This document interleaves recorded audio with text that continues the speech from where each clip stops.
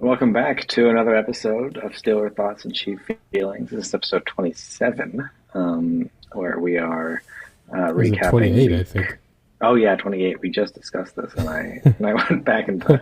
I wish it were 27. Yeah, so it's 28 now, and we're gonna recap. What is this? Week 10? Uh, Yeah. yeah, I guess it was week 10. But first, I should tell you who we are. I am Chris. I'm the philosophy professor and the Steelers fan in the group here. And I'm Ajay. I'm the psychiatrist and Chiefs fan in the group here. Just wanted to thank all of you that are following along the YouTube channel, either with our video podcasts or our film reviews, or hopefully both. And those of you who are downloading the podcast, wherever you download podcasts, it's available in audio form. And to those of you who follow along on social media, we're at STCF715 on TikTok, Twitter, and Instagram. And now's the time for me to reveal our comment of the week. This one comes from Twitter. I don't think I've done a Twitter one in a while. I tweeted this during the Chiefs-Broncos game. The Broncos threw a throwback pass to number 17, who I now know his last name is Vele. And it looked on the replay that they showed really quickly that the Troy Franklin, the wide receiver in front of him, was like running Najee Johnson into the ground ahead of the play to help like create an opening. And so I just tweeted, was that not offensive pass interference on Troy Franklin on that throwback to 17? He just rode Najee Johnson to the ground. And at Anya VA3 replied, no. I like that.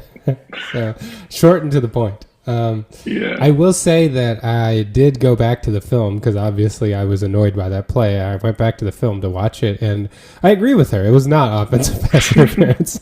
I think that Troy Franklin like kind of came out like he was going to block, and then actually I think was trying to run a route, and Najee Johnson was just kind of in his way trying to run with him, and I think the contact was actually incidental and knocked him to the ground. So Anya VA3 was correct, but I enjoyed the comment. Long story short, no.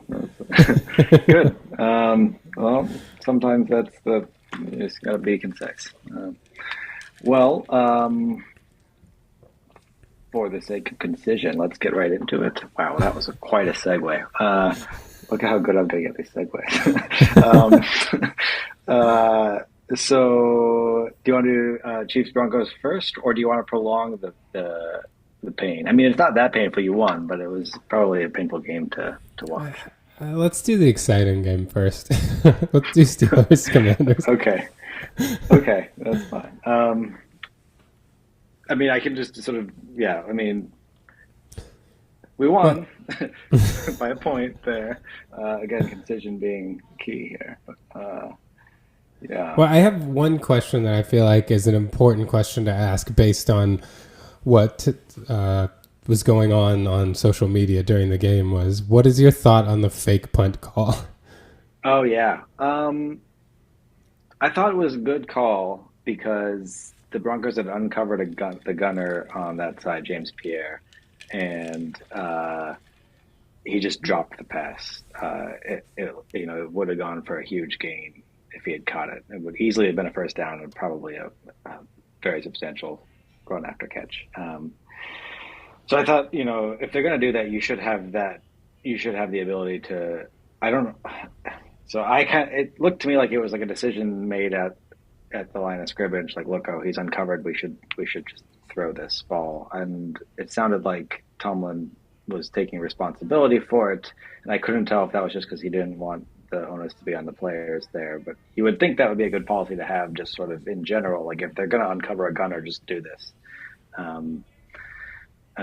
But anyway, I liked the call. Obviously, it didn't pan out and made the game fairly stressful for us. But yeah, it was fine. Some online were suggesting that kind of check there should be like a certain yard line after which that kind of check would be called. Do you subscribe to that, or do you think it's fine to do anywhere? I don't know. Yeah. I guess I kind of just think, that would have been a huge play to convert. Maybe it depends on the circumstances. I mean, I think if we didn't know much about how our offense was moving it in that game at that point, whether they were going to be consistently moving it or only sporadically. So I think it would, if you're that deep in your end zone and you suspect that you're not going to be able to consistently move it, only move it in chunks or in large plays, then I think maybe it doesn't really make sense to call a fake punt that deep in your territory. This is I'm only thinking about this because at the end of the Ravens Bengals game, I thought the Bengals were foolish to go for two there because they had only been moving it in chunks. They hadn't really been sort of consistently making gains. And so I think that was maybe in the back of my head when I was thinking about the answer to your question here. But I think, yeah, if you're deep in your own end, you don't know that this is really going to pay off if you think your offense is only going to sporadically move the ball. But if you think you can consistently make first downs and this was just like an aberration that you had to punt here, then I don't know, do it wherever you want on the field. I think that's fine. That would be my distinguishing criterion. But I don't know. What do you think? That makes sense to me. In that, I also think it depends on what you think the risk of that play is. Because I understand that mindset when it's like, you don't want to attempt a high risk play for a potentially low reward of like, getting the ball on your 35-yard line and then you end up punting anyway. But to me, I don't feel like that's like the worst possible outcome happened and you'd think that would be pretty unlikely. Like, a wide open guy just dropping the ball. And it wasn't like it was a terribly thrown pass or a very difficult catch.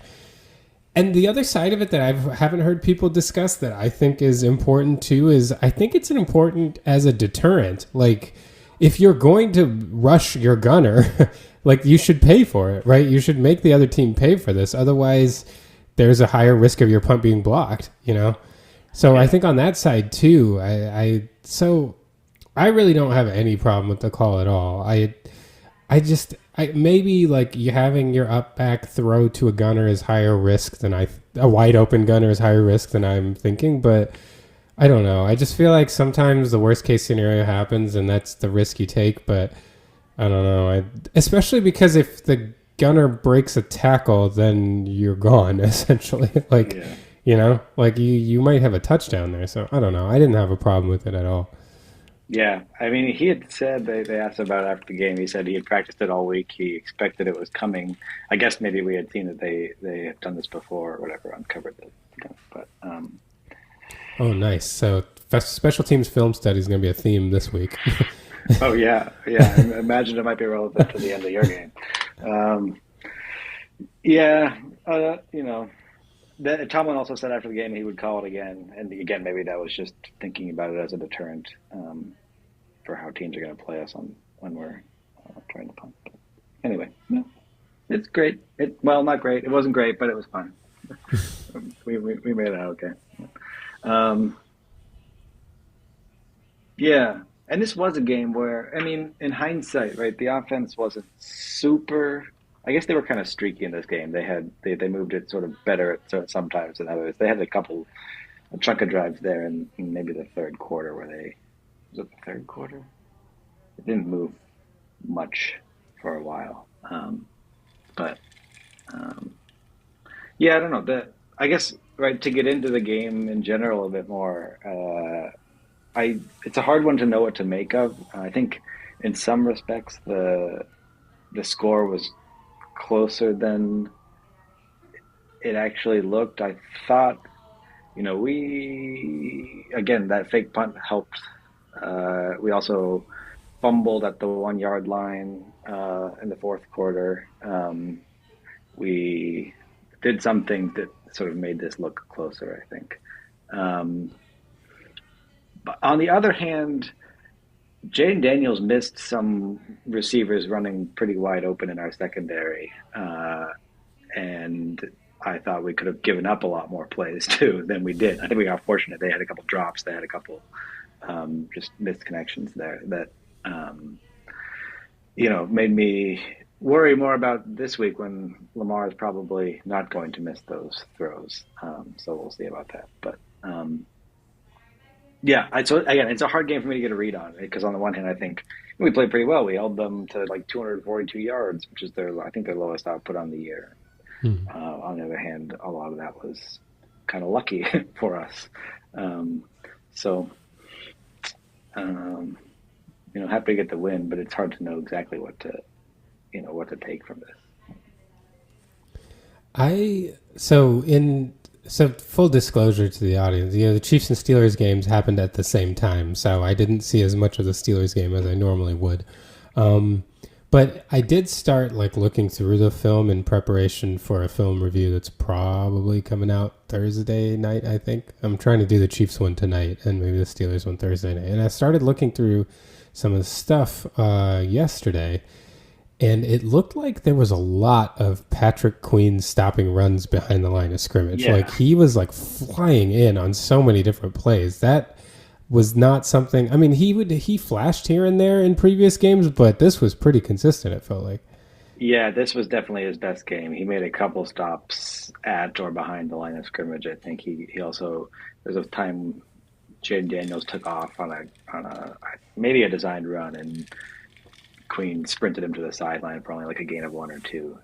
He was fast and a difference maker in this one, and it'd be great if he can keep doing that because we're going to need it. Um, and you think he'll be extra motivated this week with the Ravens coming up, but yeah, I do think he had a really good game. On the other side of that, Joey Porter Jr. had a very bad game. Got called for a couple pass interference penalties. Um, and yeah, Terry McLaurin. I mean, he's awesome anyway, but he had his way with him more or less. I thought so. That was tough. I think Porter will bounce back. At least we hope. But for a guy that tries to do as much as he does, I think you expected one of these games sooner or later. He's always physical and um, uh, he does get called pass interference a fair bit, and often I think it's justified.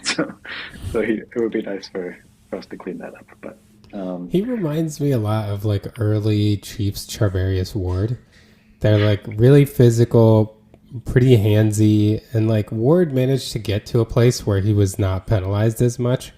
But early in his career, like whenever we'd see a flag in the backfield, I'd be like, God. And the defensive backfield, it's like, well, we know it's going to be once holding on more, Ward. yeah, yeah, yeah. I mean, holding is a good case because a lot of these are like pass interference.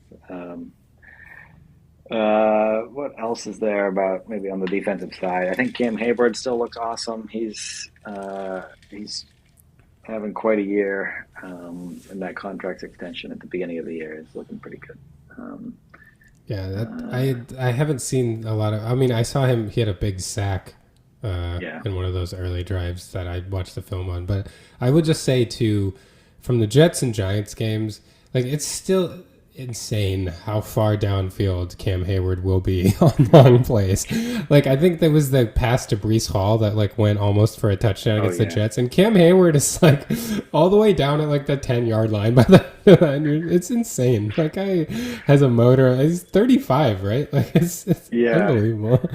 I would be curious to know if he was on the field for the next play after that because you would think. I mean, I know we have a sort of better than usual defensive line rotation, and maybe he was just thinking, you know what, I have a break after this play, so I'm going to run all out for this. But yeah, no, but he's done that his whole career. He's always like way downfield, um, in a way that is. I guess there's a reason he's a captain. But, um, Highsmith is hurt. I think he hurt.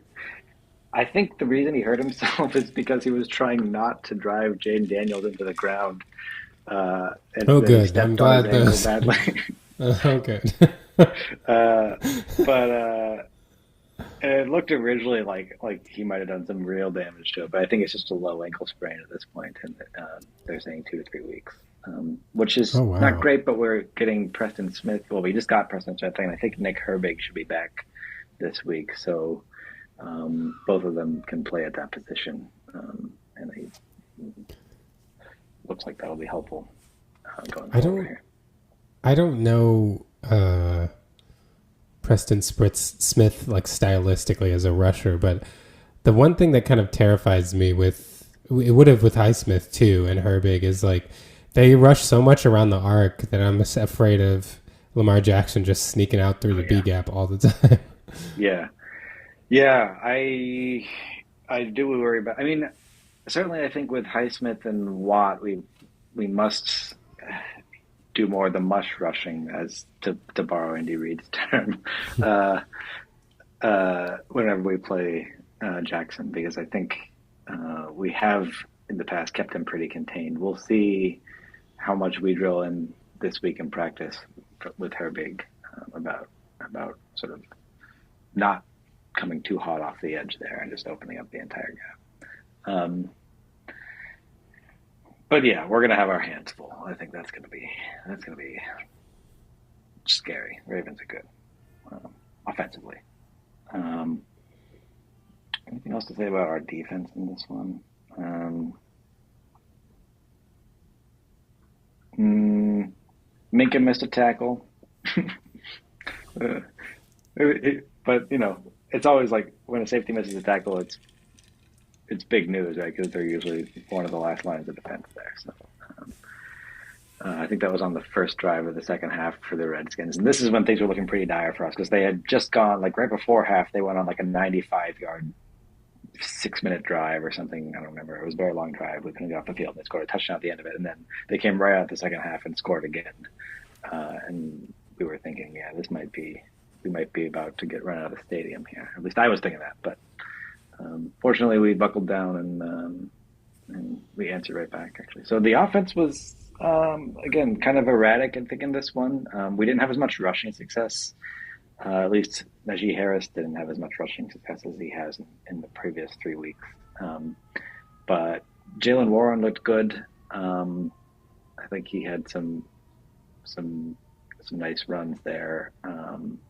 His speed seemed useful in this one. I never really understand why they both don't look good at the same time, but it's always like one or the other of them looks good, I feel like.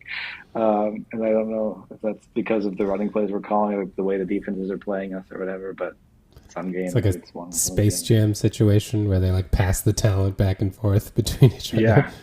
I mean, I still think Harris looks very good this year. He looks quicker and more decisive and as powerful as ever. Um, but yeah, Warren had the better game. Except, I mean, he did fumble at the goal line on our third to last possession. But arguably, that play, I think he was expecting that play was blown dead by the time like his forward progress had fairly clearly been stopped, and he was falling to the ground amidst a pile of commanders, and the ball came out at that point, and they just hadn't blown it dead, but you sort of would have expected them to have blown it dead by that point. I feel like this is the judgment call in the NFL that does not get discussed enough. Like people talk about like catches and PI and illegal contact but like when forward progress is stopped is well, my views on this. Like, but like this is one of those things that I feel like it seems completely arbitrary. Yeah, yeah, that seems right. It does, and I mean, in a lot of these cases, there's like a kind of like when you see it, like is that a catch? Oh, well, we saw with catches, it's not that you don't know when you see it because you don't know what the heck you're looking at. Actually, you do know what you're looking at, so that's a weird case too. Like, all these cases, like was that a catch or not? I was thinking about this the other day just because I guess this is what a philosopher thinks about sometimes, but or a philosophy professor. I don't want to claim that I'm a philosopher, but in some sense, those are weird situations, right? When you're trying to determine like whether that's a catch or not. Like we're all very clear on what happened, right? The ball did this, the player did that. Sort of metaphysically, it's very clear what the facts are. It's just whether our concept of a catch applies here or not. It's like a sort of you're Or trying to read even something what our onto the concept of situation. a catch is. Yeah, right. The concept itself is vague and not perfectly precisely defined, and so there are cases where it's like not clear how to fit it on or not fit it onto a situation. Anyway, that's just I don't know what to make of Well, it. and very clearly, the kind of taught standard for a concept of a catch has changed during our football watching time, right? Like, even beyond, like, there used to be a force out, and that doesn't exist anymore. And then you had to do so much more as far as going to the ground and maintaining control than you do now.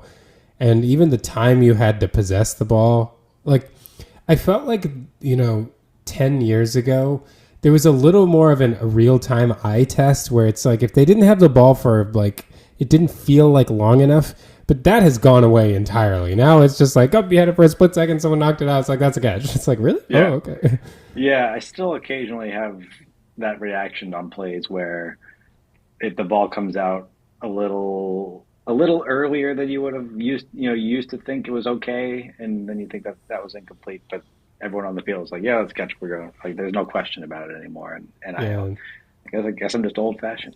Yeah. I think our brains are still calibrated to like 2005 rules or something. Yeah, yeah. Um, but I got myself off track there. What was I talking about? I was talking about Jalen Warren fumbling at the one. Oh, Yeah, yeah. Then, the Russell Wilson struggled a bit in this. I think so. I had predicted the wheels were going to come off a bit, and there were like times in this where it seemed like that was happening, but they never fell all the way off. It's like they were coming off while the car was running, and then someone pushed him back on or something. But he kept it together. I mean, only 14 of 28, so like definitely there's some concerns there, but he's still hitting the big play. That touchdown pass to Pickens was awesome, and Pickens is just so fun to give a chance to. Like when he's 1-on-1, just throw it up for him, and he'll do something cool. Um, and then, of course, the pass to Mike Williams to take the lead was very exciting. um, he tried a number of those kinds of passes, the sort of pocket shot. That wasn't even a pocket. That was just I think it was just single coverage on the Mike Williams touchdown. But I think mhm. what a lot of his incompletions came when he was attempting essentially pocket shots against cover two to Calvin Austin, who I don't know if that's great as a decision. Like, if he's going to be double covered by the safety coming over in the corner there, I know he's fast, but he's not. He's like five. He's like shorter than I am. I don't know how much that's going to work as a strategy. I felt like there were a couple of incompletions there, on attempts to Calvin Austin in that situation. Um, but I don't know. We'll see. We got to get some things. Yeah, feel like we need a little bit more inventiveness in the passing game going forward. We opened it up again with another one of those like play action bootlegs to Darnell Washington, which I feel like we open up every game. In the first three plays, there's one of those, right? Yeah. Uh, we need to get Washington into some other situations. Every time we're in the red zone, I kind of think we're going to put him in, and we don't. But worked out in this game, but I still feel like I we got to saw look up there. online the Mount Washington nickname. I love that. I Yeah, was like, oh, yeah. that's great. I can't I don't believe I know never where thought that of came that. from, but it's perfect. Yeah. Yeah. Uh, for those of you who don't know, Pittsburgh has a big, well, it's not a mountain, but a region of the city that's on a large hill that overlooks downtown called Mount Washington. So it's very fitting for this to be a nickname for a Steelers player, a very large one. Um, I'm trying to think of what else there is to say about this game. It was the first time, apparently, that we haven't attempted a field goal in a win since like Oh, 2020 or 2021 or something like that. It's been a long time. We love our field goals. I guess Boswell had an easy day. the other thing I thought when so the Mike Williams touchdown came at a very opportune time for those of us who were watching the Chiefs Broncos game because they cut into the Steelers game. Like when the Chiefs Broncos game ended, I think there was still like 8 minutes on the clock. And Yeah, yeah, Steelers we were Commanders. going slow. This was a really slow game. I remember checking the Chiefs status, and it was like, wow, you're already at halftime, and we're in like 12 minutes to go in the second quarter or something like that. Yeah, I didn't realize the difference until because I had been following along with the Steelers game early, threw the fake punt and everything. And then it was a combination of I was sitting in a hotel room. My daughter was sleeping on the bed, and I just wanted to keep her asleep. So not only was I like not doing that much, I was like trying to tweet out stuff through the account on my phone, and I had the volume on really low in the Chiefs game. So I ended up like losing a lot of what happened in the middle. But then we get back to the Steelers game, and Mike Williams making that catch, to me, like it was like immediate flashback to Martavis Bryant. I was like, oh, that looked so much like Martavis Bryant to me. That was something I haven't seen in a while. It kind of did, and it was a nice catch too, because he's kind of looking over Mm-hmm. his right shoulder, and I think it came in more like over his left shoulder, his outside shoulder there, and he had his arms in position and was able to catch it. But yeah, you gotta, I don't know. You would think that if you were the Redskins, like how many potential routes can he run in our offense right now? Like a go route's got to be one of them, right? One of like the four, if he's got four. So it was surprising they let that happen, but I'm not complaining. um, um, yeah, I don't know. I feel like I don't have good insight in this game because again, it's like I'm of course happy to get the win, and in some ways, I thought we really outplayed what maybe is a good team. I think yeah, I'm starting to see some of your skepticism about them coming back down to earth a bit. That makes some Yeah, sense after watching them. I'm a lot more hopeful that they are a good team after seeing the Steelers beat them, but I'm worried that and not that they're bad, but I just feel like they're a 10-7 team, Yeah, which I'm starting to increasingly believe that the Steelers may be better than that. I'd said 11-6 last week, and I think that might happen just because of because I had factored a Commanders win into that, just because of how hard the schedule is, and yeah, I'm annoyed at how good the Bengals keep looking. Like, yeah. Joe I Burrow is playing so well. jeez, Oh, I saw some stat today that like I'm gonna butcher this stat, but it was basically they had listed like the number of like uh, passing yards he had, touchdowns, and like one or fewer interception, and I think it was like a certain number of completions too. And they were like, only 2 times has a quarterback had these stats and lost, and both times were Joe Burrow versus the Ravens this year. It's like, what? that's awesome. Yeah, I watched some of the. Well, we can talk about around the league maybe a bit toward the end, but yeah, I had that game, the Ravens Bengals game, on in the background while I was trying to work on Thursday, and that was hard to do my work because it was just so entertaining as a game.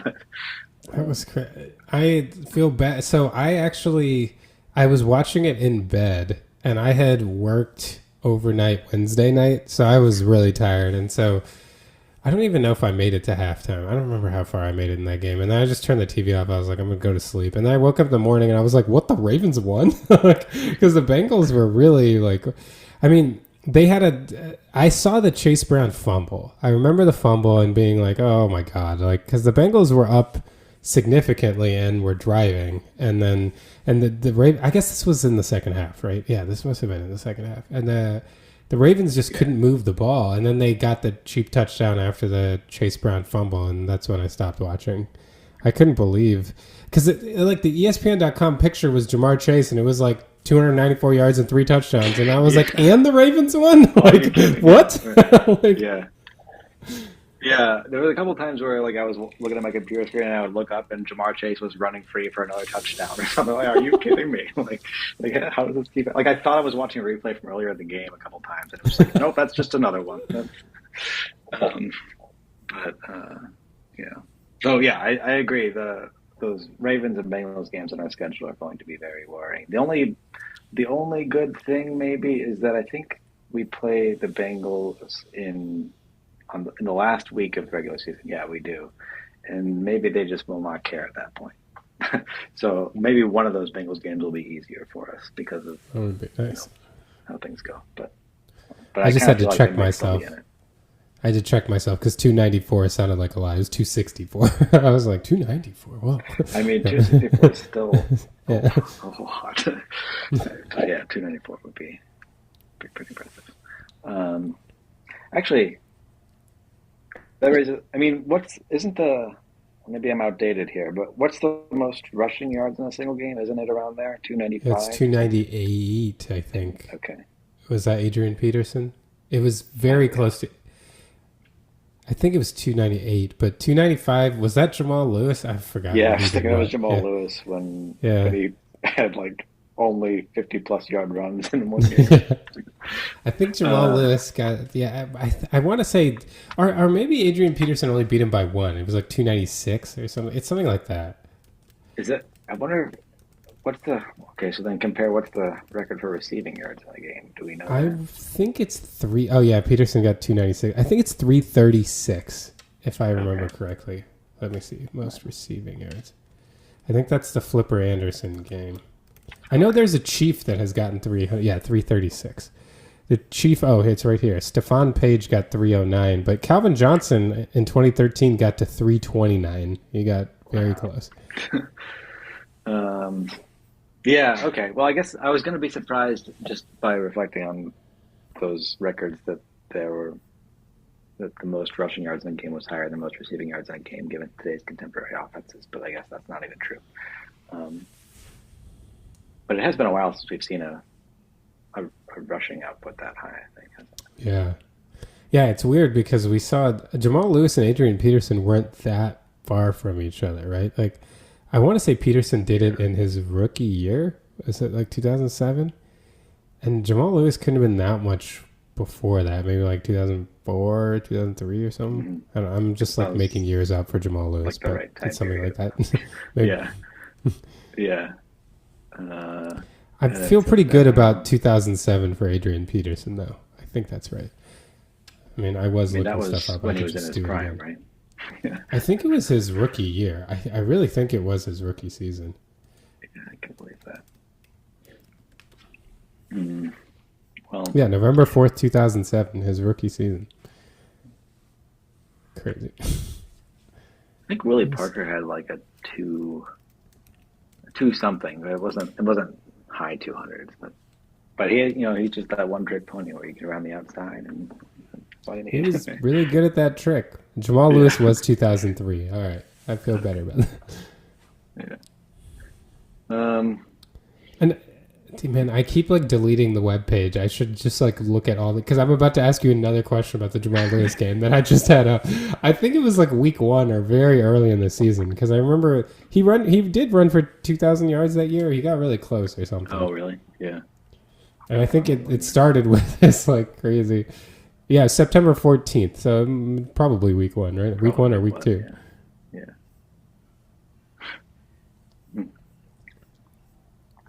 Well, should we gotta take a break soon? Maybe anything else we should talk about before breaking? So Um, it sounds like did this finish the Wilson Fields debate in your mind or no? You're still like is there any scenario in which you see Fields starting at some point besides a Wilson injury? um, I think this. I mean, if he struggles repeatedly in a very surprising way at this, I mean, he significantly struggles for a couple games, then I could see it maybe becoming a conversation again. But yeah, in general, I think he's shown his value. I think I think probably we drew him off sides on the second to last play of the game. We had a 4th and 1 at around midfield with a minute some left, and uh, it would have been up by a point. It would have been very, very bold to go for that, right? Um, uh, but we lined up as if to go for it, and he drove him off sides, I think, with a hard counter or something. So I just like those like veteran things that having been in the league that long and being willing to likewise give his playmakers chances to make plays, put the ball in places where they can go get it. I think he should be the starter going forward. We'll see how it goes. All right. Well, with that, let's take a break and we'll be back to talk more. All right, and we're back with more Steeler thoughts and Chief feelings. Um, we want to get to talk about the Chiefs game in just a second, but I think Ajay has something he would like to say to Russell Wilson. I think it's time that I should. Oh, this is hard, but I was a big Fields defender, and I definitely believe that he was the right way to go after the first several games, mainly because of how Wilson had played the last 2 years and because of Fields' tools. But I will have to concede defeat and apologize to Russell Wilson that, yes, I do think he is the better choice at this point going forward to be the Steelers quarterback. So, yeah, Yeah, who knew I, that he was going to have a bounce back year at 35 or at 35, I 36? yeah, I think he's 35 still. Yeah, I agree. I mean, I think this is like the best we could have hoped for in terms of how he would play. Um, Obviously, we still, this was not his best week probably, but he's been good. He's definitely made our offense more dynamic and given us more things we can do, which makes us harder to defend. So I think, yeah, hard to say he's not the right choice going forward. But it's nice to know that we have Fields in the wings.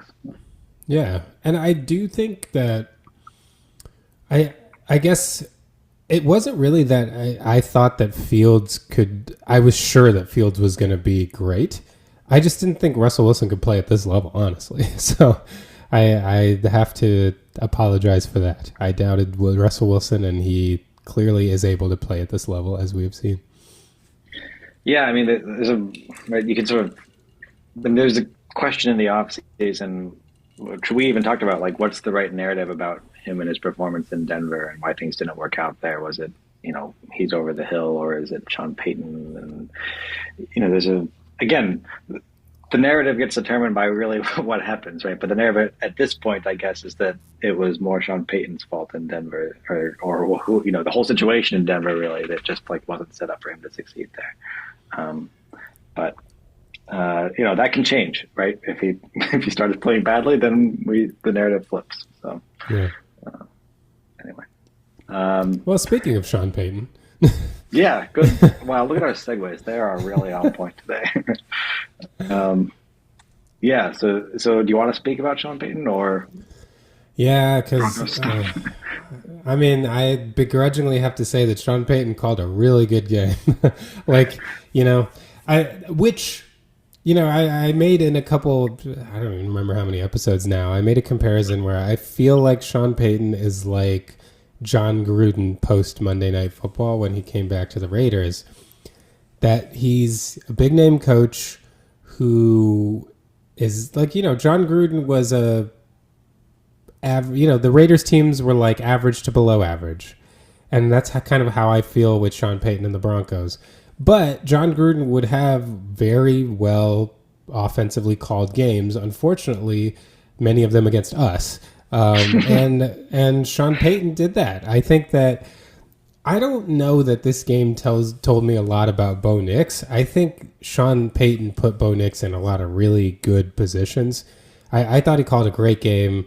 A lot of, reviewing some of the tape to prepare for the film review that I'm going to record tonight, they offensively put us in a lot of tough spots. And occasionally that was a coverage mistake on our end, but a lot of it was design. They were kind of familiar with what we were going to do, it felt like, and they designed plays that kind of took advantage of that. Also, Cortland Sutton just has Trent McDuffie's number. He's just too strong and physical for McDuffie to cover. But I'm going to have a lot of disparate thoughts about this game, so I'll try to stay organized and keep it in so I don't miss anything, because I feel like I could say about 10 different things about this game. Yeah. So I'm happy if you just want to like sort of take it away and order it. I can, and then as you go, maybe I'll follow up with certain questions at various points. Sure. I think let's start like step one. I'll start with Patrick Mahomes in this game. I thought that Mahomes, I was going to be ready for the narrative to be on this podcast that like Patrick Mahomes played an awesome game and was kind of let down by a lot of other factors on the offense. And then in the third and fourth quarter, he left a lot of plays on the field, unfortunately. There was a bad miss on a deep pass to Worthy where Worthy had forget a step. He had 2.5 steps, and Mahomes threw it out of bounds. I've heard later that it's possible that the wind influenced that throw, but I don't know. I mean, it definitely looked a little rushed. It looked like the pressure that had been getting to him all day might have gotten to him. Some people have said that his footwork didn't look great, but I never know what to make of that because he makes great throws without good footwork anyway. But without feet on the ground. without feet, yeah. So that one's always tough for me to evaluate. Yes, it's very easy to go and look at his. There aren't that many bad throws he makes with good footwork. That is true. But there are a lot of good throws he makes with bad footwork. So it's hard to say how informative the bad footwork is. So he missed that throw. The throw in the end zone to Kelsey that would have made it 20-14 instead of 16-14. I think he missed the throw, but I also think it was a timing issue. Because Mahomes intentionally at the back of the end zone, quarterbacks are taught, he tries to put it high. Eli Manning has said on the Manning cast, face mask or higher when you're throwing to the back of the end zone. And I do think Kelsey could have jumped for that ball if the timing had been right. But that throw was just a hair earlier than Kelsey expected it. So he was not able to plant and get ready to jump. So I don't know how much to put on inaccuracy versus how much to put on timing. I do think, though, that was a catchable pass, even though it didn't look like it because Kelsey wasn't able to stop and jump for that.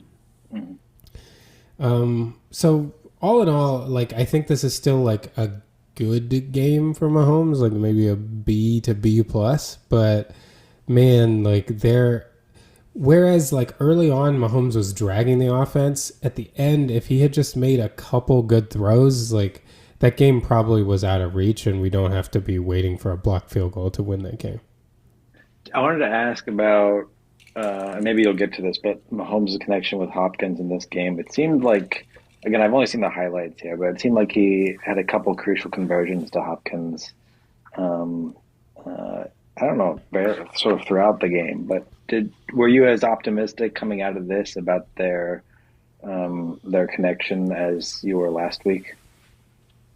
Yeah, I think this was just a situation where Patrick Surtain just blanketed Hopkins throughout the game. Mm-hmm. I don't know that Hopkins having a slightly lower output. I don't remember.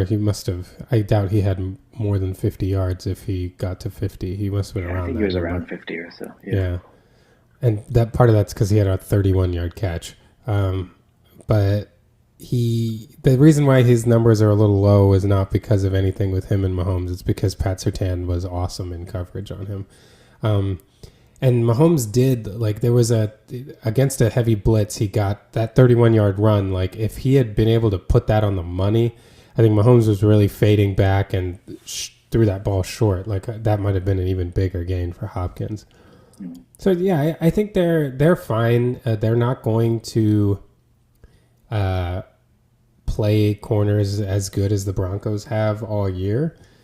And, well, I guess I don't know if we want to move off of Mahomes yet, but this kind of dovetails to my next topic, which is I wanted to talk about Andy Reid in this game. Andy Reid was not calling anything special in this game. When Andy Reid plays against man, the Broncos basically went heavy man and they were we have good corners, beat our man coverage. And we didn't for most of the game, and part of that reason was because our offensive line sucked, which will be another topic that I'll talk about. But part of it was because Andy Reid didn't call a lot of the plays that he usually gets bunch sets with weird releases. He runs crossers. We didn't do any of that. Really? Yeah. This was one of those just we're going to line up and play. And to that note, Matthew Lane of the Kansas City Sports Network noticed, and I think he's absolutely right, that the Chiefs have been running these backside slants occasionally where Hopkins has been getting open in the red zone and they haven't been throwing to him. And now they've just stopped. They didn't run one at all against Denver. And I think they're just waiting for a much more crucial moment when they actually feel like they have a gotta have it situation to use it. I think this was one of those games where Andy Reid was we're going to play this team again. We're playing Buffalo next week. I'm not doing anything special. Like, we're just going to line up and try to beat these guys, because I don't understand why there wasn't a more man-specific game plan that was rolled out, even if it was adjusted to. Like, this is stuff that these guys do. So there was definitely, in the red zone plays, there was nothing like very special. The only time we ran a red zone play that I thought was like somewhat creative with the coverage was the 4th and goal that we got to have it play, where we threw that. Kelsey ran the little out and delayed slant, which we've done before to him once or twice in the last couple of years. That's the only like somewhat creative play that we ran in the red zone. Otherwise, it was a lot of just like lining up. We threw a fade to Justin Ross, who's off the practice squad. Like that was, looked like the first read on the play. Like I was like, what? Like that's like a waste of a down. So, we didn't throw that to Hopkins. We didn't throw it to Kelsey. Not that we ever throw that many fades to Kelsey, but yeah, it was one of those games where definitely Andy Reid was not like unloading the bag, and it almost cost us. Yeah. Do you think I guess is the thought there that he sort of would have been fine if it did it cost you one game, big picture, you're not showing much the week before you play the Bills. So maybe that's helpful when it comes to playoff seeding. I don't know. Like, it does feel like you don't want to lose a division game. And we were only 2 games up on the Bills, so we would have been 1 game up, and that this game would have been for the 1 seed. So I think it was a little bit of a miscalculation for me. I think he was a little more confident in the team, and who knows if our left tackle Wanya Morris didn't get hurt in the middle of that game, it might have been a different situation. Mm-hmm. Even with everything that happened, we should have been able to line up and beat them. Like Mahomes, ultimately, when you're like not scoring because Mahomes is missing plays, like in that sense, I feel like Andy did enough for us to win. Like Mahomes doesn't miss throws like that, and he has been. The deep ball has been a problem this year. They just haven't really figured it out. He's missed deep balls to Worthy mainly, but he missed one to Justin Watson against the Bucs. I don't know. They've got to get that deep ball timing down, because there are shots to be had, and they're not dialing up a bunch of them, which is another thing that Andy Reid, I think, is waiting for the right time. Because Worthy continues to beat coverage deep, and they're not, they're using him kind of as a decoy, and if Mahomes gets to that part of his progression, he'll throw it. But it's not like they're just like setting up deep shots to Worthy. They set one up for Watson this game, which he popped wide open, but Kingsley Suamataia was like, oh, that honestly, like that, yeah, that might have been like the worst game I can remember. I mean, I didn't watch like the game where OC Umenyiora got 6 sacks against a left tackle, or there was even Khalil Mack last year like dominated one of the Raiders tackles. Like, I haven't watched those kinds of games in detail, but from a Chiefs tackle, like I remember Jordan Black back in the day being really bad at times, but I don't remember seeing this was like you get chip help on the outside from a tight end and still like don't even contact the guy at all and let him run right around you. Yeah. I don't know. Like, I don't know what to make of that. Like, there's got to be something mental with that. Like, that was really surprising. Yeah. I mean, I think it's, you say it's mental, just not adjusting to all the calculations, as it were, that you have to be doing in the game at this level quickly enough. But if it's any consolation, Broderick Jones looked very good this week. So there's hope. There's hope, right? At the end of these long tunnels. But yeah, so Wanya Morris started, right, and got hurt. Is that? But he did come back in. He did come back, and I think again, Matthew Lane and Kansas City Sports Networks pointed out that I thought this was an important way to think about it, was that Wanya Morris was out for a while, so I don't think, like, this may have been a situation where he probably wouldn't have come back if Kingsley wasn't playing so badly. Yeah. And it was just like, we got to do something. Like, because he was like, I don't remember what exactly I said. I was frustrated enough that I tweeted out, I tweeted if Kingsley has a couple more turnstile plays, it may completely change Mahomes' outlook and his ability to keep his eyes downfield. And I think that's what happened. Like, Yeah. it just completely, like, to be fair, the offensive line was playing badly before Kingsley came in. Like, it wasn't like that was the isolated problem. Like, the line in general, the interior line had a couple bad reps where they allowed quick interior pressure, but Mahomes was dealing with it.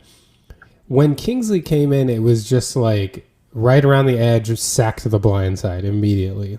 And that was on the shot play that Justin Watson just comes wide open down the middle of the field, which was unfortunate. I don't know. I mean, this is the guy that we wanted to be the left tackle of the future. You know, they set him up to start. He started week 1. He started week 2. This is where it would be nice to talk to someone who knows more about lineman mentality, because it's like how, you know, we've had situations where we wanted Eric Fisher to be our left tackle of the future, and he had a real rough rookie year on the right side. He kind of took a little while to get going, and he was never a dominant tackle, but he was a really good tackle for most of his career in Kansas City. So it can happen, but oh man, it was I don't know what to make of plays like that. You're just like, he might as well not have been there on a couple of snaps. It was very strange.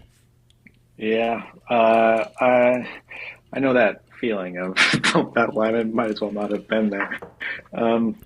But I mean, do you think this is related to why they weren't calling a lot of man? I mean, so typical man beating routes would be like crossers that can take a little while to develop, or like double moves, which also take a little while to develop. So you're thinking that might be relevant. They just didn't have the time. Didn't think they had the time for Mahomes to wait in the pocket for those plays. It could be, but we were having to wait in the pocket anyway. So, you know, we might as well. Yeah. Like, we weren't having anything quick in any case. Like, even if we just ran like a pick route on a slant or something, some kind of rub route to get someone open. But Andy he was not being creative in this game at all. I don't know. I do think that what ultimately happens in these kinds of games, and seemed to happen in this one, is that it just becomes too much, and Mahomes he starts getting happy feet. I don't actually think he bailed unnecessarily too many times. The only time I can really be like, I feel like on this play maybe pressure affected him was the bomb to Worthy, because his pocket was really clean, and it looked like he kind of got rid of that ball a little faster than he had to. And he threw it right out of bounds. Like, I couldn't believe it. When that ball landed, I was like, what in the world? Do you want to talk about... So I guess the one other question about the offense that I had was the running game, which didn't show up too much on the highlights that I watched. Did the Broncos hold you all in check, or was it just that maybe the running game was not showing up in the crucial moments? It was more that they had to pass in crucial moments. No, the run game was not nearly as... and we've had, you go by success rate metric, we've had, if not the best, like a top running game in this season, and it was not the case this time. The Broncos had a good plan for our run game. They had a good plan for our screen game. So they were kind of ready for the more conventional things that we do. And since we weren't doing much adjusting or, varying the game plan too much, I feel like they were kind of ready for everything we had. They run blitzed really well in timely moments. They knew kind of what we talked about last week was that the Chiefs weren't giving up on the run. And the Broncos felt confident that they could man up our guys and were comfortable sending extra guys at the run. And we never were able to make them pay for that. Yeah. Just one more question on that. I think I saw earlier that Pacheco is coming back he's designated to return from IR. He's got like the 21-day window now. Who do you think will be the starter when he does come back? I think there'll be a pretty healthy rotation. I think what ends up happening is Kareem Hunt becomes a third down back. We've really, really heavily leaned on Kareem Hunt the last, since he signed, really. Yeah, to an extent that I don't think it's sustainable. Like, I mean, he's a big, strong guy, but he's also like 29, and we wanted to be fresh in the playoffs. So I think it would be nice to lighten his load a little bit. I do think that will negatively affect the run game because his vision and his kind of ability to get what's blocked is a little bit better than Pacheco's. Pacheco has the other side of it. He's got the burst that when he gets a hole, he can, you know, turn a 4-yard gain into an 8-yard gain. But Pacheco, the weird thing is he has great top end speed, but he's not able to get into the open field very much. I think he runs like a 4.37. And the last time I really like remember him like going like that was we played at the Jets last year, and he had a long touchdown run, I think on a 4th down. But yeah, he looks great as far as like his ability to outrun defenders when he gets in that position. He just doesn't put himself in that position very much, unfortunately. yeah, yeah. Okay, so do you want to? Well, so you had your sort of game breakdown. I don't want to derail it, but do you want to go over to the defensive side yet, or where do you want to go? Yeah, I think that's all I had to say about the offense, pretty much. The defensive side, I think there are kind of, to me, 2 big takeaways. One being, like I said, well, I guess 3 takeaways. One is that I thought they schemed pretty well for us. We didn't get to, where our defense really does damage is in the like 2nd and long, 3rd and long situations. And we didn't get them into those situations very much in the first half. Now, if you want to look at it on the flip side, the defense essentially had 3 bad drives and shut out the Broncos. I mean, and we didn't allow any points in the second half after the blocked field goal. So it's not like doom and gloom. They had 2 really good drives toward the end of the first half. I think a 70-yard drive and an 80-yard drive. And I am disappointed by the last drive. That's where our defense has really been nails, is like when we're in a 1-score game in the 4th quarter, the defense has made stops, and this time they didn't. But I think overall they had a good game plan, and when we did start blitzing a little more in the second half, we were more successful. We had a big sack to end a drive, essentially. We had another great pressure to force a throwaway. Yeah, Nick says that there were a couple times in this game where he's trying to avoid a sack and just runs straight backward for like 20 yards or something. Those are nice. Those are helpful. Really? Yeah, it was described as like running a 40-yard dash in the other direction, like right at the snap. Like there was one where it was actually set up really, really interestingly. I should talk about this on the film breakdown. So the Chiefs, earlier in that drive, they had Drew Tranquil and Nick Bolton come up to the A-gaps. And then they didn't rush, but they also didn't drop. They kind of hung out in the A-gaps, almost like they were expecting a quarterback draw. And for the listeners, the A-gap is the gap between the center and the guard on either side.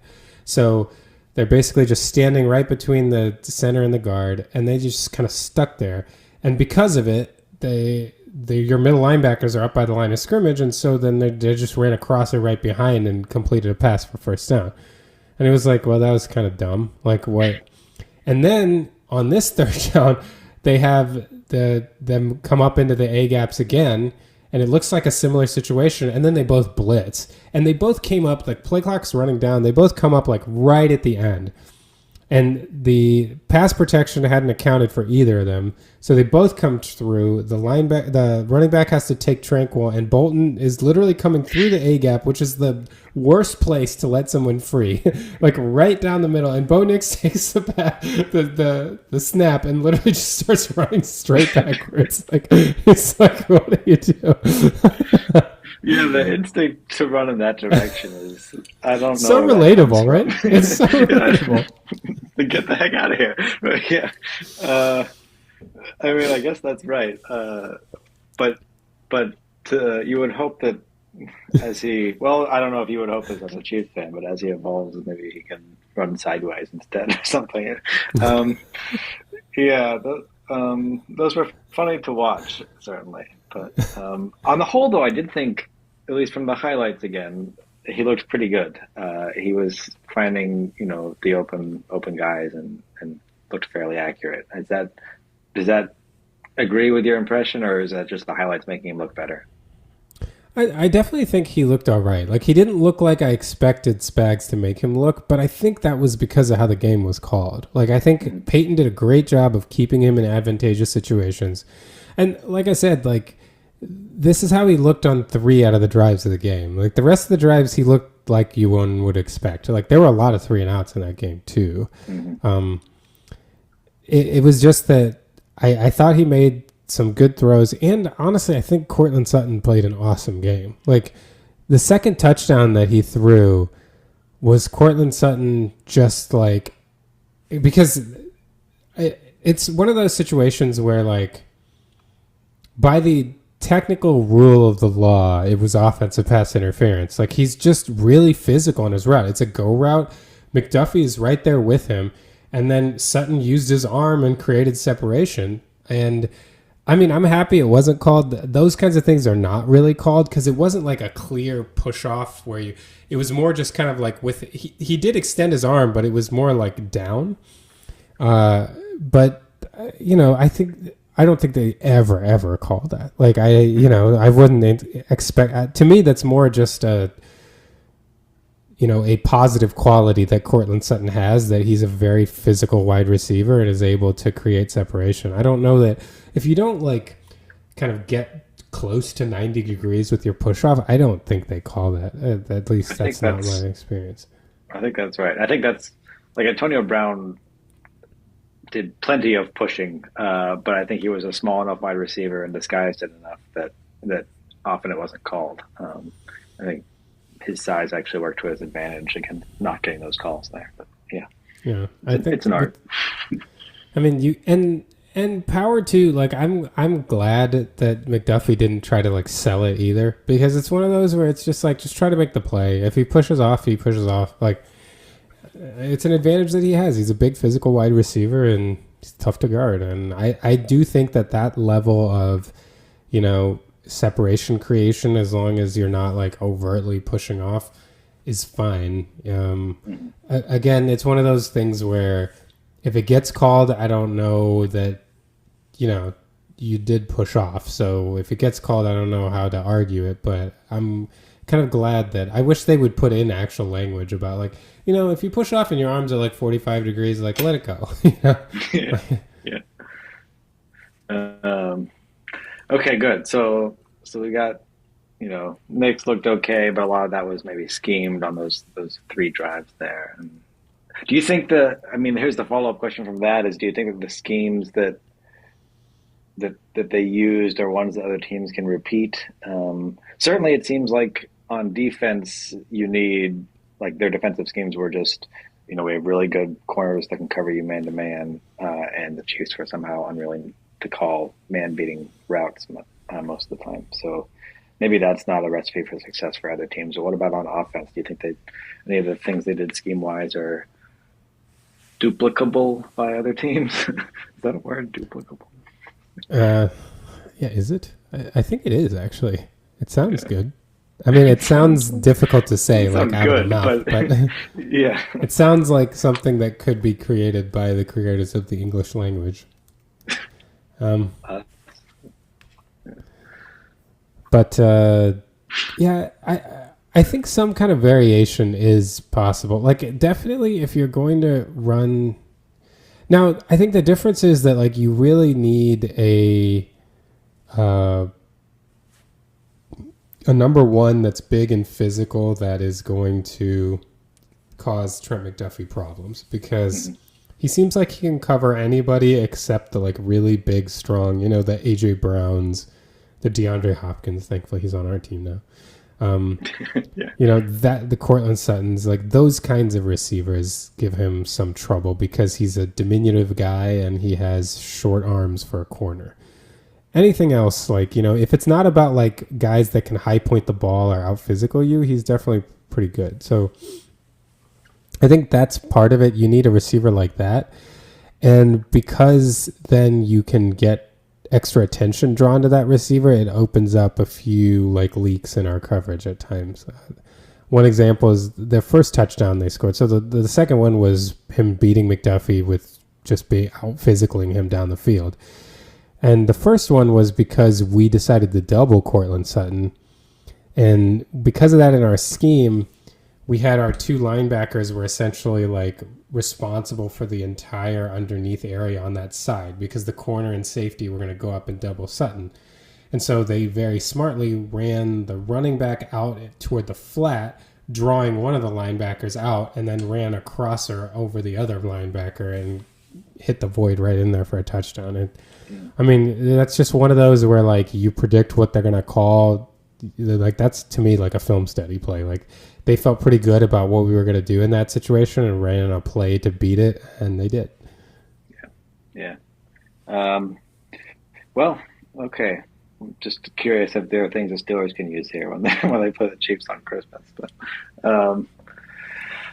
what about the rest of the defense? I think you said you had three points about them. Did we get to all three? The third one to me was that the defensive line right now is struggling to get a pass rush without blitzing. That is another reason why I think Bo Nix looked good, is that they were able to keep us off of him when we didn't blitz. When we did dial up some blitzes, they were effective, as we talked about. But yeah, run backwards. Yeah, but we weren't really able to do much outside of that. So part of that is going to be remedied when Charles Omenihu comes back. Andy Reid was basically kind of coyly suggesting that we could have Juju, Pacheco, and Omenihu back against Buffalo. Like all three are possibilities. Oh, wow. He said the closest of the three is Juju, but so we're close on Omenihu, and that'll make a big difference. The other thing is that Joshua Uche has not done anything of note since he's been with us, and that doesn't track with his career. He generally has a pretty good pressure rate on passing downs, so I don't know if he's coming in and is not quite in tune yet with what we're doing, or they're trying to figure things out. So I think his level could go up, which could be helpful on passing downs, and Omenihu coming back would be huge because he was our second best pass rusher last year. So if he slots in that kind of role, that would be great. And Karlaftis, after taking a couple steps forward in the last couple weeks, has now taken a couple steps back. So it might just be kind of up and down. He was actually pretty good against Tampa. So it's really just this game where he was quiet. So it might have just been, the game. But I would like us to be able to get more pressure with 4 in order to be more effective going forward. Yeah. Yeah, that makes sense. Then, we do have to talk about the special teams, but is there anything else from, I feel like that's like the last major point here, that field goal block and what went into it, but anything else from the rest of the game that you wanted to cover? Not really. I think that all in all, I would just say that this game, there were a lot of things that the Chiefs did wrong in this game. None of them seem like they're going to be like long-term things that I'm scared about, unless like Wanya Morris gets hurt for a long time. Then I think what would happen, honestly, is we would call up Donovan Smith, who was our left tackle last year, who's currently a free agent, and be like, hey, you doing anything? Yeah. And because Donovan Smith actually like kind of got hurt. He got benched for Wanya Morris for a little while last year, then came back and was just awesome in the playoffs. So that's kind of, that's the only thing that I think could be a long-term issue. I think I'm not that worried about the man coverage thing. I think that we will dial up. We have enough players now, and we'll dial up enough things to be okay in that respect. The defense, I do think Charles Omenihu coming back will help, and Karlaftis, I hope to return back to the trajectory he was showing. So there's always a worry about cornerback 2 that has not like reared its ugly head yet this year. So even the Tampa game also, I think that was our worst defensive performance of the year, and it wasn't really because they were picking on corner 2. So we'll see. It's just like the offense, I think the defense tends to get more exotic when it's more important, and for whatever reason, the Chiefs didn't treat this like a very important game. I wish they were a little more with it, but they clearly felt like they could line up and win, and we did, but just not like we should have. Mm-hmm. The Broncos put more scheme into it than the Chiefs did, definitely. I think so. Sounds of it. Yeah. Except on the field goal block. So, did you have any insights on what happened there? I think that I saw something about the stance of the snapper there that looked like it was very bad. Allowed the Chiefs to get over. I don't know. What was your breakdown of that? So it looks like this guy, he's like a contributor in the Kansas City sports media. I think he goes by D Wake. I don't know. I should actually know what his name is. I've forgotten that. Or D Mac Wake, something like that. This is great crediting by me. But he put together a clip of like on Twitter of several plays of this guy, number 54 on Denver, who plays like just inside of the leftmost player on their field goal protection, being knocked flat on his back throughout this year, like several times. And so the Chiefs were clearly targeting him for their field goal block. The other thing is Justin Reed had blocked a field goal against the Broncos last year when we played. And so they had Reed, basically the farthest guy outside ended up helping way more toward Reed than he did last year when we played them. So that created even more of a gap right there. And we sent two right at it, Karlaftis and Chenal, and they just bowled over 54 and blocked the kick. And so it clearly was something from film study that we had seen this was a weak spot in their line. We actually tried going after him on the extra point after their second touchdown and got close to blocking it then. So clearly it was something that was part of the game plan. And then they really they had Reed go and they sent both after him. And Leo Chenal, honestly, it was crazy. He bulls him over, then is able to gather and jump all in one motion and block it. And I honestly think that if he hadn't blocked it, he got it so far that he literally blocked it with this part of his wrist. And I think if he had missed it, Karlaftis would have blocked it because Karlaftis was coming right through behind him. Clearly, that was really, really, really cool to see how much kind of preparation and execution went into that play.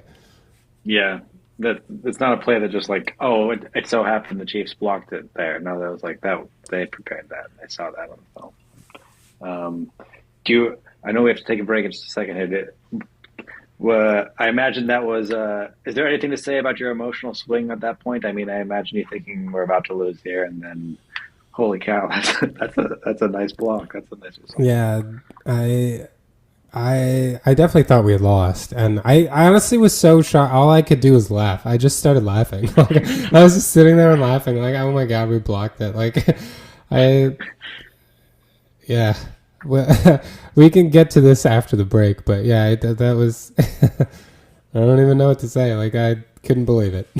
Yeah, that's awesome. Okay, well, let's take a break and then we can wrap up the Chiefs discussion and do some around the NFL stuff. Sounds good. Okay, so we'll see if we leave that in there, but we just had a blooper when we tried to come back from break there. But Ajay was going to tell us a bit more about the emotional experience of the field goal block at the end of the game.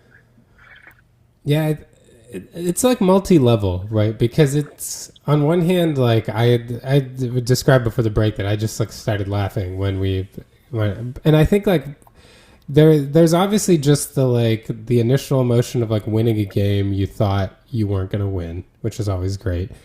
And then it being against the Broncos, who I have despised, it's just, and the Broncos thing is particularly because, we had gone on that long run of, I think we had won 15 or 16 in a row against them before we lost the last time we played. So this was going to be twice in a row that they were going to beat us.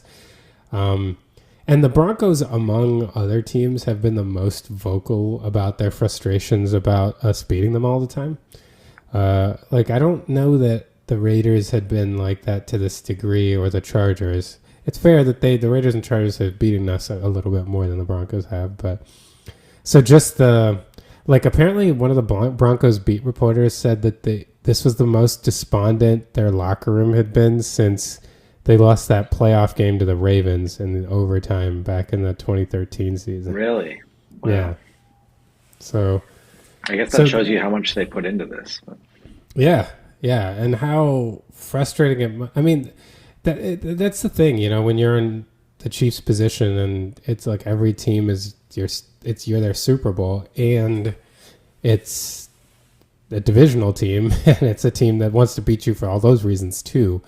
Mm-hmm. So you know the fact that it was them, and just that all these narratives that have been going on about like, you know, everything's rigged for the Chiefs, like, you know, the Chiefs just keep winning, they're not that good, everything works out for them. It's just like that was all washing over me in that moment, like, oh man, this is going to be quite a week. You know, so came in, blocked a kick, and it all started. My my favorite reaction so far. It's funny because a lot of Chiefs fans are like, oh, you know, I love being the villain. I don't think so. Like, I don't really like everyone hating my team. I don't know why some people do. Like, I mean, if they're going to hate on my team, like, fine, you know, but I wouldn't prefer it that way. It was nice back in the day when everyone was happy for Mahomes instead of trying to find random things to prove random things about him not being as good as he is, you know. Yeah. But my favorite one was... I think it was a Bengals fan. I don't remember, but a couple people have done variations of this post where Mahomes like ran around like a maniac after the kick was blocked, and they were basically saying something to the effect of like, "Well, congratulations, Patrick Mahomes, on winning your Week 10 Super Bowl against the Broncos." And I was like, "Really? Like, is he the right person to be like?" You know, yeah, that's like, right. like the guy who's just won the last 2 Super Bowls and has won 3. Like.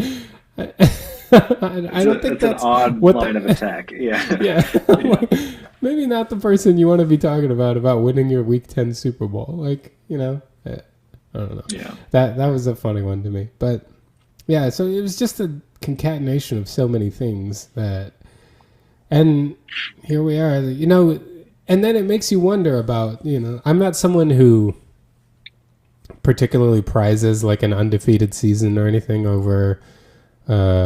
You know, if we had lost this game, it would have been annoying because we were one game, like we were really close to the Bills. And it would be annoying because the Broncos beat us. Like, I wouldn't care that the undefeated season is gone. If you know, guarantee me the number 1 seed, I don't really care how many games we lose. Yeah. I was going to ask about that. Do you, like, how much are you now thinking about the possibility of an undefeated season? I don't think I'll be thinking about it if we beat the Bills. Just knowing this team, like, we lose a stupid game or 2 every year anyway. I mean, that's what some people were saying was like, this was it this year, and we won it. This was the stupid game, yeah. Yeah. But, yeah, you know, there's still the Texans and the Steelers are still formidable. And then the division games, we have to play each of our divisional teams one more time. Mm-hmm. We've played each of ours twice. So strange. Yeah, anyway, that's crazy. So yeah, I don't know that I mean, I definitely don't want the Chiefs to gun for it if it's going to do anything that could potentially like cause a problem. Like, if Andy's like, look, I don't want to give you guys like 4 weeks off before week 1, if that's how things are of the playoffs, like if that's how things work out, then he wants to play people for a little while, fine. But I wouldn't play people just to go undefeated. I think that's a bit much. Yeah, that's fair. By the way, just apropos the discussion about duplicable, it is a word. I looked it up, but I think the word that most people would have used there is replicable. And some reason I just changed those first 2 letters. I guess I'm unusual. But yeah, so in the future, I'll try to speak the way most people would have spoken there. But yeah, so good. I mean, this was a fun game, at least to watch the highlights of, and I imagine, at least in hindsight, a fun game to have experienced. But some of those games are better in hindsight than during it. Yeah. I feel like both of our games this week were probably like that. I think I was so stressed during the Steelers game this week, um, in a way that I haven't in a while, just because it's been a while since our games mattered that much, and now it feels like actually this could matter. Um, so adds a whole extra level of anxiety there. I'll end on. It's weird to me that this is the third time now in my life that the Chiefs are 9-0, because they have not been juggernauts until recently. And I think Mahomes, the farthest he had gotten was 6-0 before this year. And weirdly enough, the last two times the Chiefs went 9-0, it was like coming off a string of difficult seasons. So we had gone like after Dick Vermeil came, I think in 2001 we went like 6-10. 2002 we went 8-8, and then we started the next year 9-0 before we lost a game in Cincinnati. And then Andy Reid's first year, we were 2-14 the year before that, and then we started the year 9-0 with essentially the same roster plus Alex Smith. So yeah, the third time, which is kind of odd. Now, both other times we lost our 10th game and we lost our first playoff game. So maybe let's not use history. Let's not follow that.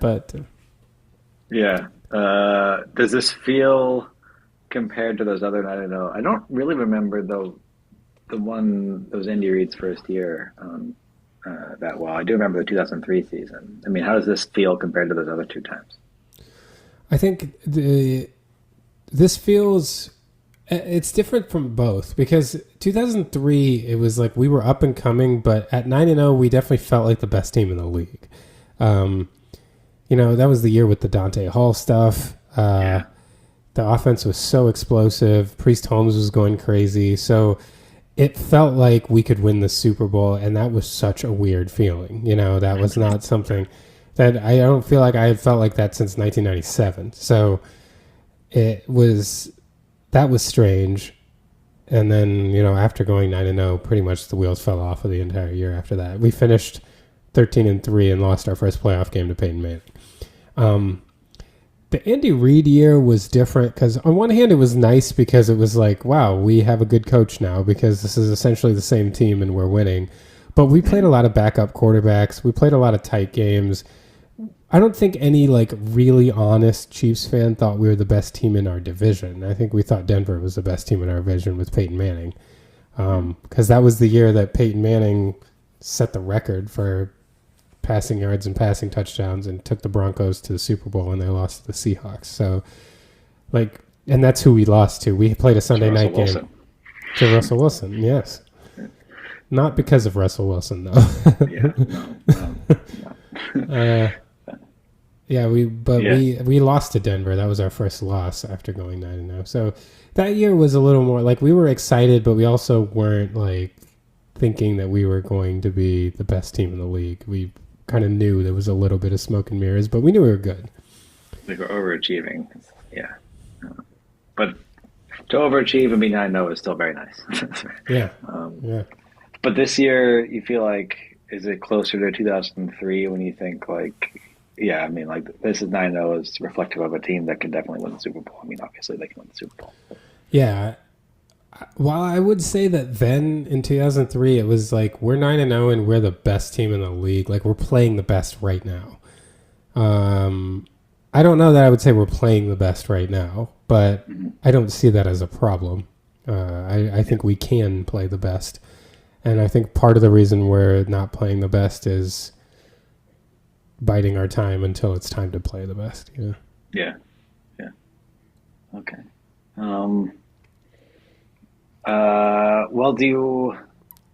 I guess I was going to ask you about mid-season MVPs on the offense and defense. But if I ask you that, then you should ask me that, and I don't have good answers for the Steelers. So I don't know. I mean, do you if you have good answers, we can go ahead and do this segment, but I'm gonna have to come up with something here. Maybe let's do it next week. I know it's well past the middle of the season, but we can. Yeah, but you need some perspective on the. Yeah, good. So, that's great. And then that'll give me some time to think about, because we've had such an odd season in some respects. Okay. Well, let's look around the league. I mean, we talked a fair bit about Cincinnati, Baltimore already, which was certainly a fun game. Um, Worrying for me as a AFC North fan of a team that's not one of those. They both look very good. I guess the Ravens defense looks like it looks like it's going to be, you know, give up some points. So hopefully we can take advantage of that next week. But both of those offenses are really prolific, and I'm not looking forward to playing either of those teams.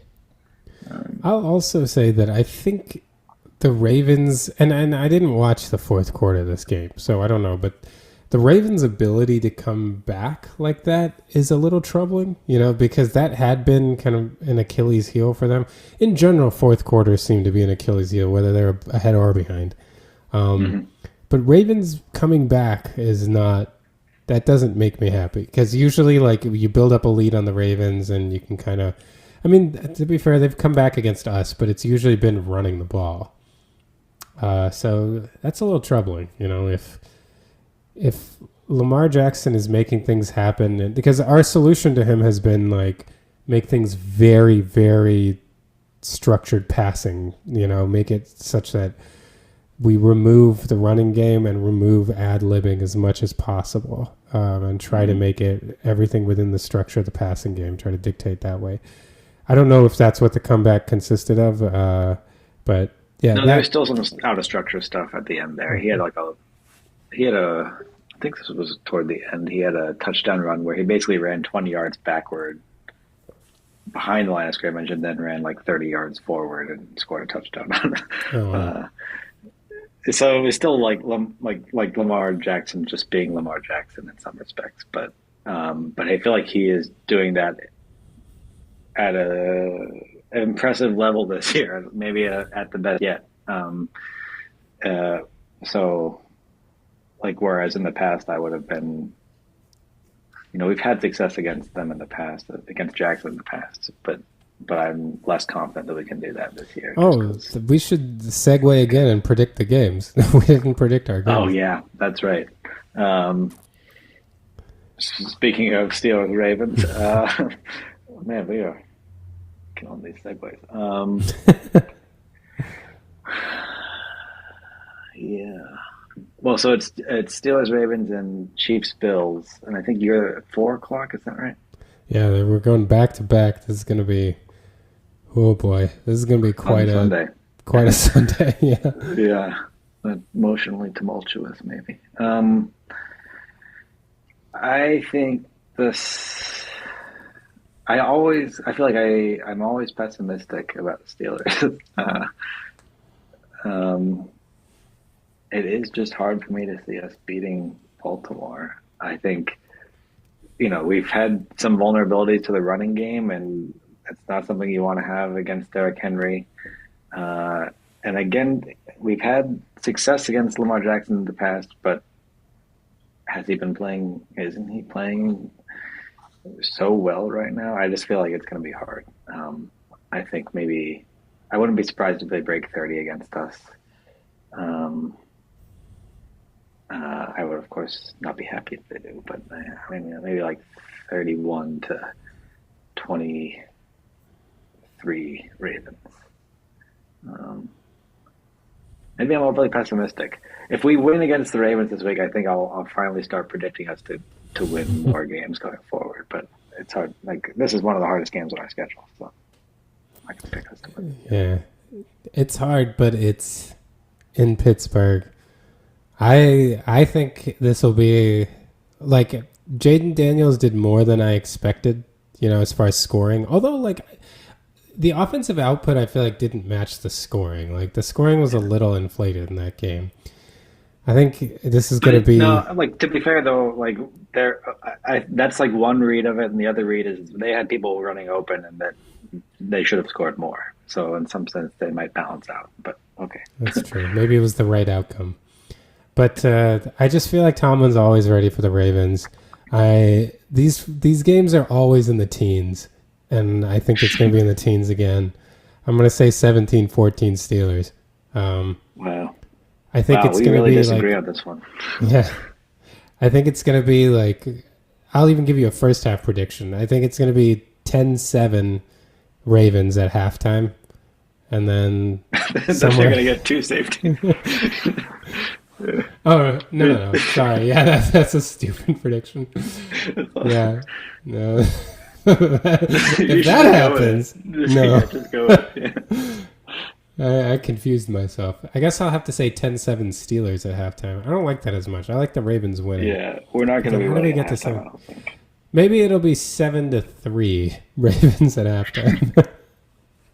Okay. And then it ends up 17-14. Both teams get... Well, I guess the Ravens score a touchdown. The Steelers score 2. Yeah. I would mean, be certainly that very has way surprised too if that few was- field goals. The only way I would modify that is there need to be more field goals, but I'll stick with it. 17-14. It's 7-3 Ravens at half. Maybe even 7-0. Well, that would be no. I think I'll you give it have 3. more faith in like the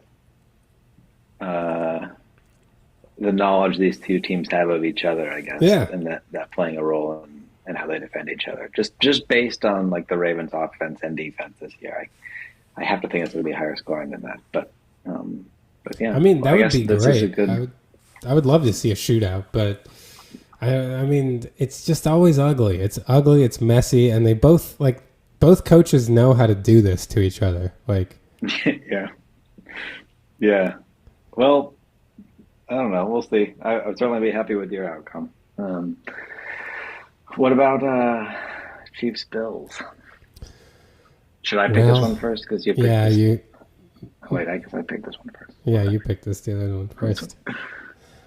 I don't know. I don't know what to think about this Chiefs Bills game. I think, when we play them in the regular season, it tends to be like fairly tight and the lower scoring than we expect. Like, it's not like a shootout, and usually the Bills win.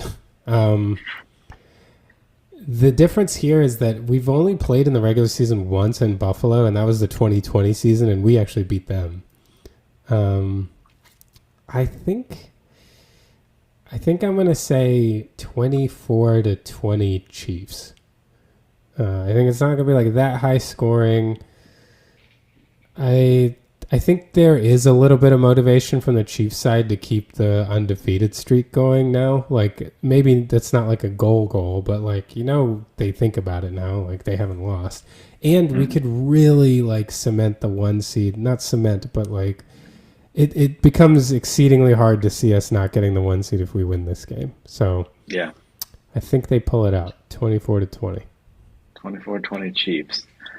I'm still not sure which way I see this game going. I feel like this is it's definitely the hardest game left on your schedule, at least by the looks of it at the moment. And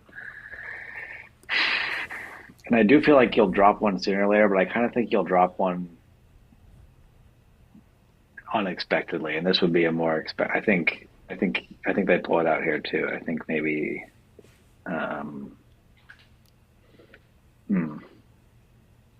What do I think the score is going to be? Pick something weird, like 23-21. It'll be tense. Oh wow! Yeah, I think they win this one.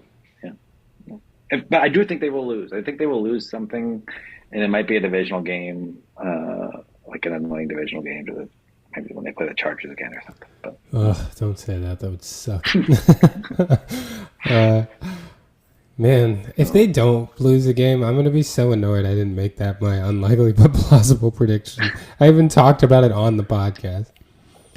Speaking of which, I should bring up when you were talking about Terry McLaurin, and so I went and looked. He's 3rd in the league in receiving yards, and one of my unlikely but plausible is that he'd make an All-Pro team. So, fingers crossed. Maybe that's going well. Yeah, yeah. That's not unlikely almost at this point. I am reassured that Freiermuth is probably not going to be an All-Pro at this point. What was going to happen to me if he was? I had to do. I had to smash your face in a cake. Yeah. There are worse things. Well, I guess we don't have to worry about Rodgers beating Mahomes in the playoffs. Yeah, that's right. God, Yeah, my you're safe on predictions that front. suck this year. I had the Jets in the AFC title game, and I had the Cowboys in the Super Bowl. It was Well, terrible. I had the Cowboys. Yeah, I mean, well, the Jets definitely are. They're a interesting situation. Um, uh, around the league? I guess we could talk about the Jets. Did they do anything interesting? They got Well, destroyed they by got blown Arizona. out. Yeah, they Yeah, scored as many points as Mike Williams did. yeah. So I saw someone tweet that. Yeah, that was good. Um, yeah, I don't know what else is there. What do you think Robert Saleh is doing? Like He's watching the he's Jets. probably glad that he's out of that, right? Yeah, like Uh, they've. Let's see, they were two however, and he got three with yeah, him, and they're 1-4 since he left. Right. and coming out of a 31-6 shellacking to Arizona. Yeah, um, yeah, it's not looking great. Definitely not looking great.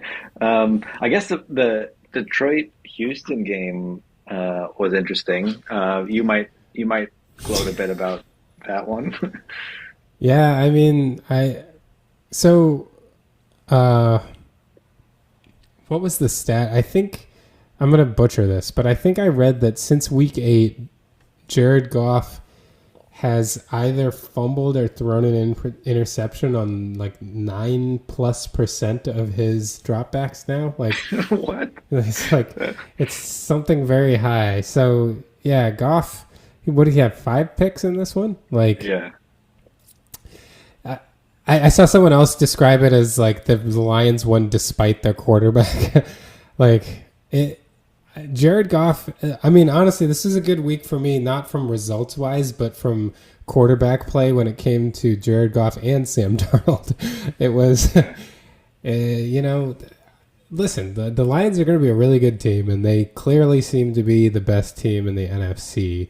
It's still early in the year. I always hate to like be certain about these things so early because things change, but that's a really good team, but you need your quarterback to be able to come through in big moments. Even Eli Manning got it done when it had to happen.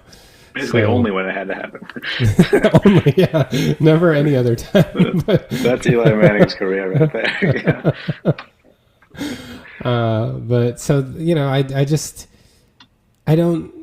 I'm just not going to believe that Jared Goff isn't what we've seen throughout his career. And I mean, he's not a bad quarterback, and I think it's possible for him to win a Super Bowl. I just don't know why one would just be on board and assume it's going to happen. Like, again, I never thought Eli was going to win one. He did it. Maybe Jared Goff can do it too. But I don't think anyone was like, oh, Eli Manning, that guy looks like he's going to win a Super Bowl. Yeah, that's fair. I mean, maybe that's the compare. I mean, that would be a charitable comparison to Goff. Poor Goff at this point, like Eli Manning, but definitely that 9% stat there is pretty alarming. But I do think the rest of the team around him is just very good, so they might be able to carry him away. Yeah. What about anything? Yeah, go ahead, sir. Well, I was just going to say, it just reminds me of Kirk Cousins, like some of those Vikings, even the Case Keenum Vikings teams, like that one that lost in the NFC title game, it's like it's true. The team can carry a quarterback, but like, will they carry to win the Super Bowl? Like that is, it can happen, but I mean, ask Trent Dilfer, but that was a different NFL. Yeah, that's right. Or Brad Johnson. Brad Johnson. Oh, I forgot about that one. Yeah. Or late Peyton Manning. Late career, not like dead Peyton Manning. The late great. Well, I didn't pay that much attention, honestly, to the rest of the league this week. I'm trying to figure out if there was other games that I knew much about. Anything that you? Well, I not that this is like high yield as a topic for our podcast based on what we discuss, but the wheels have really fallen off for the Bears. Oh, this is made good the for my prediction, or terrible for my prediction about Caleb Williams being first yeah rookie of the year. yeah he it would be really something if he came back to win Rookie of the Year. Yeah, it Like, would almost be like comeback player of the year. that Bill Simmons on his podcast on Sunday was asking if there was like a reverse of comeback player of the year. I think they were workshopping come down player of the year or go away, like the opposite of comeback. And they were suggesting Joe Flacco after winning comeback player of the year last year, then to win go away player of the year this year. Yeah. Yeah. But the other option they said was Sam Darnold, who could win both in the same season. He did come back for the first half and then go away for the second half. I don't know. Yeah, Caleb Williams. One thing that I think is the kind of the one hope that we have for him being like a great quarterback is that people were saying he looks so tentative that he's just trying to avoid making mistakes, and that sometimes this is the case when you have like a defensive head coach that's basic message is like don't screw up, and he's such a kind of ad lib, out of structure, which even for someone like as good as Mahomes isn't sustainable, right? You have to be able to play in structure in order to win. But you also have to play with confidence, and I wonder if his confidence is shot and maybe someone is out there that can cultivate it. Yeah, it definitely looks like, something, he's not in it in the way that you want to be bought in at this point. Which, we've seen this happen so many times in Chicago.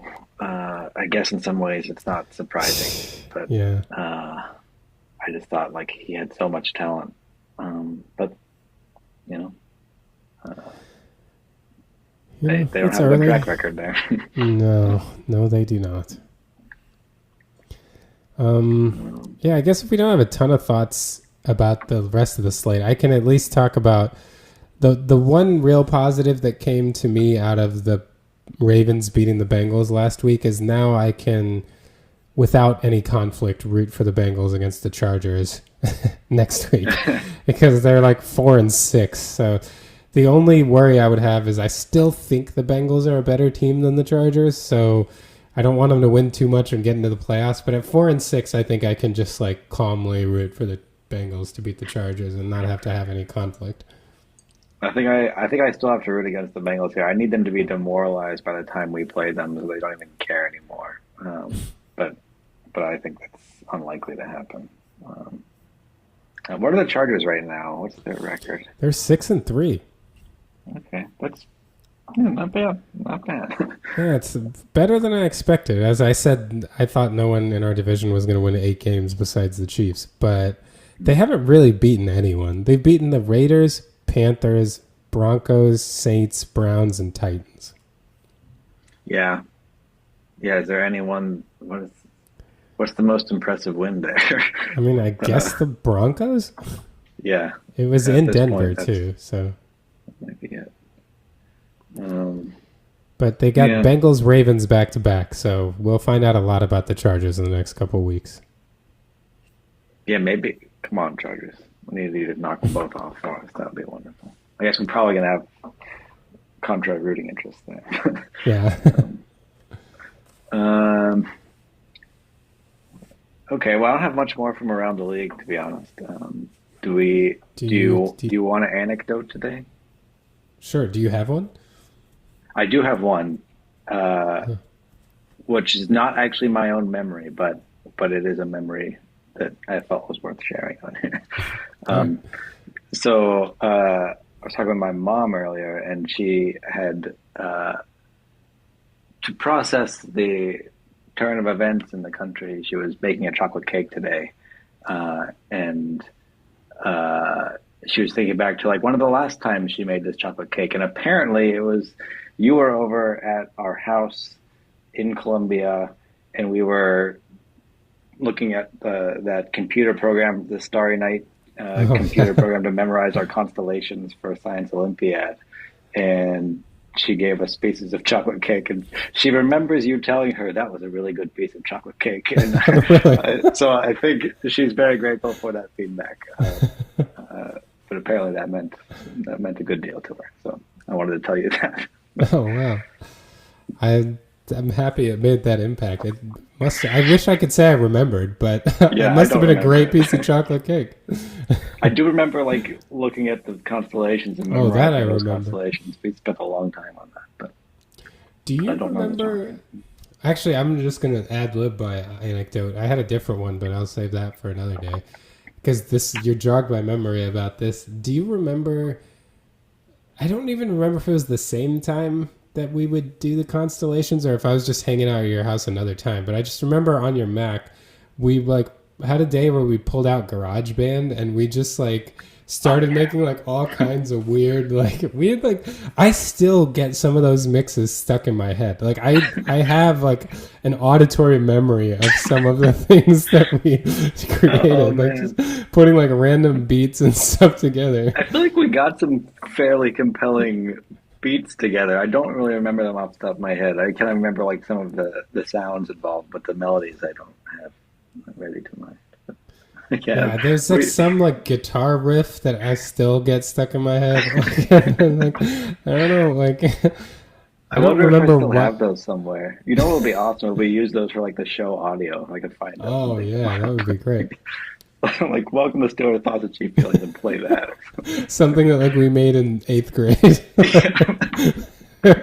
Yeah, it's like you could hear it and tell, like, oh, that's from like 2004 or something, right? Like, um, yeah, good. Yeah, speaking of I don't remember the chocolate cake either, though, but I do feel like in the last couple, maybe the last five-ish or so years, memories of food experiences have really like they stand out a lot more for me than they used to. Like the highlights of foods that I've eaten or restaurants that I've eaten at in the last 5 years.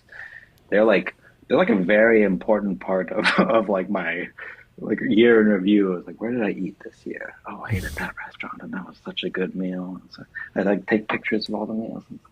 I don't know. It's a weird way that I've changed in a way. Like I never would have thought that this would be the kinds of things that I really Yeah, appreciate in I life. feel like when I met you, it was like wings and pizza.